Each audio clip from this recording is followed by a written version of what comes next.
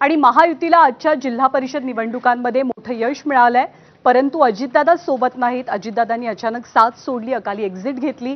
यामुळे भाजपनं सुद्धा या विजयाचं फारसं सेलिब्रेशन केलं नाही ना एकनाथ शिंदेंनी। पण आज एकनाथ शिंदे यांना एक प्रकारे वाढदिवसाचं गिफ्ट मिळाल्याचं बोललं जातंय, कारण एकनाथ शिंदेंचा वाढदिवस आज आहे आणि शिवसेनेनं जिल्हा परिषद निवडणुकांमध्ये अतिशय चमकदार कामगिरी बजावली, खास करून कोकणामध्ये।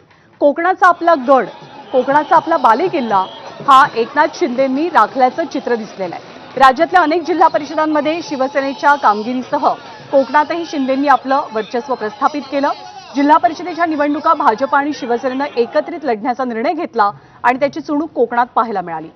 सिंधुदुर्ग जिल्हा परिषदेत भाजपनं विजयाचा झेंडा रोवलेला असताना रत्नागिरीत बाजी मारली एकनाथ शिंदेंच्या शिवसेनेनं। विशेष म्हणजे या विजयाला एकनाथ शिंदेंच्या वाढदिवसाची सुखद किनार आहे। रत्नागिरी जिल्हा परिषदेत विजय खेचून आणत शिवसेनेनं कोकणातलं आपलं अस्तित्व आणि वर्चस्व दोनही अधोरेखित केलं।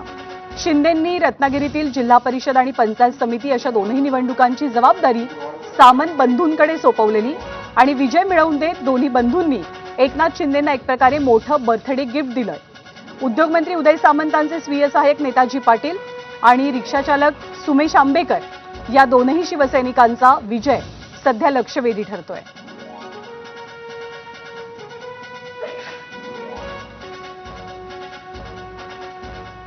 तर कोकणातल्या निवडणुकांची, खास करून रत्नागिरीमधल्या निवडणुकांची जबाबदारी सामंत बंधूंवरती होती। आजच्या विजयानंतर आणि जिल्हा परिषदेतल्या कामगिरीबद्दल उदय सामंत काय म्हणालेत आपण पाहूया।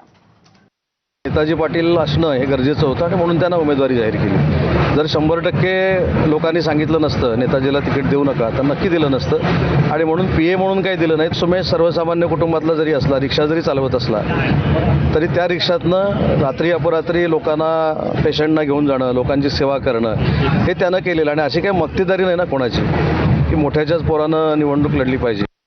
कार्यकर्त्यांची निवडणूक म्हणजे पत्रक वाटणाऱ्याही कार्यकर्त्यांची निवडणूक आहे, तो देखील स्थानिक स्वराज्य संस्थेमध्ये लोकप्रतिनिधी झाला पाहिजे।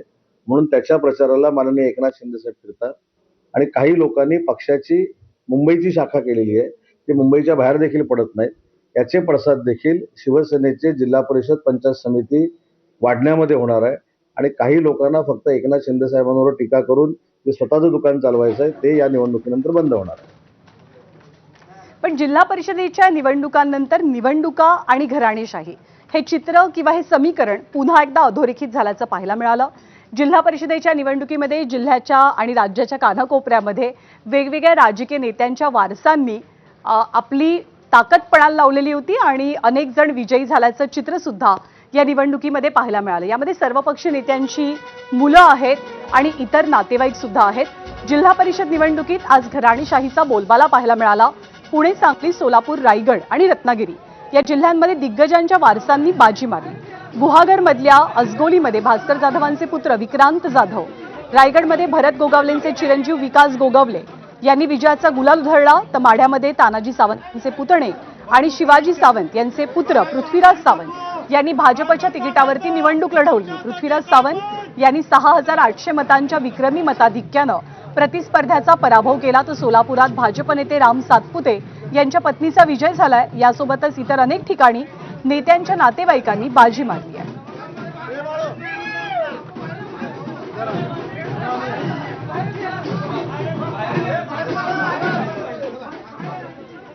तर राम सातपुते भाजपचे नेते यांनी आपल्या पत्नीच्या विजयानंतर जोरदार सेलिब्रेशन तर केलंच, पण सोबतच आपल्या विरोधकांवरती सुद्धा तुफान निशाणा साधला। आज मोहिते पाटलाचा घरातला उमेदवार आम्ही पंचायत समितीला पाडला, जिल्हा परिषदला जानकरचं पोरग पाडलं। हा आमच्या राज्याचे नेते देवाभाऊ, जयाभाऊ यांचा हा विजय आहे आणि यामुळे हा विजय मी या ठिकाणी इथल्या जनतेच्या चरणी समर्पित करतो आणि इथल्या जनतेला त्या ठिकाणी विश्वास देतो। तुम्ही जो विश्वास आमच्यावर टाकलाय त्याला कधीही तडा जाणार नाही। आणि राज्यातल्या बऱ्याच ठिकाणी घराणेशाहीचा बोलबाला पाहायला